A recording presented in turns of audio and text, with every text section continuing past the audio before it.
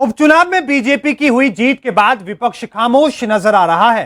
जहां BJP in नतीजों को 2024 के लिए जन संदेश बता रखी है, तो वहीं विपक्ष फिलहाल खामोशी में नजर आ रहा है। और तो और चर्चा यह भी है कि अगर उपचुनाव में विपक्ष दम लगाता तो नतीजे कुछ और हो सकते थे। और वाकई में क्या विपक्ष ऐसे में खामोश है?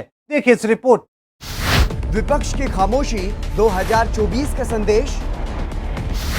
मोदी योगी की जोड़ी पड़ रही भारी। 2024 के लिए विपक्ष की तैयारी। 2022 के विधानसभा चुनाव में मिली जीत के बाद जहां बीजेपी उत्साह में नजर आ रही थी, तो वहीं अब उपचुनाव के नतीजों ने बीजेपी का उत्साह और भी ज्यादा बढ़ा दिया है। आलम यह है कि मोदी योगी की जोड़ी का प्रयोग बीजेपी के लिए फायदेमंद साबित हो रहा है और यही वजह है कि बीजेपी अभी से 2024 के लिए तैयारी में जुट गई है। और तो और उपचुनाव के नतीजों को मुख्यमंत्री योगी आदित्यनाथ 2024 का जन संदेश बता रहे हैं।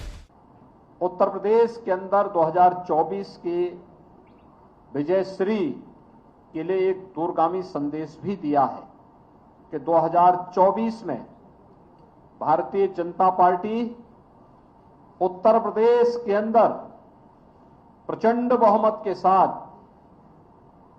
उत्तर प्रदेश के अंदर 80 लोकसभा सीटों में से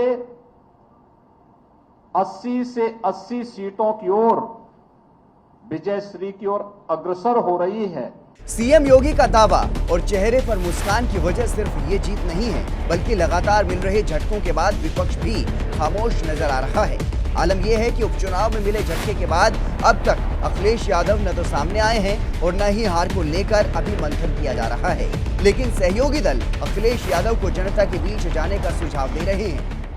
रहेंगे यहाँ कमरे में और चुनाव लड़ाएंगे, ऐसे ही लड़ाई होगी। कम से कम एक टीम भावना से काम करती है टीम।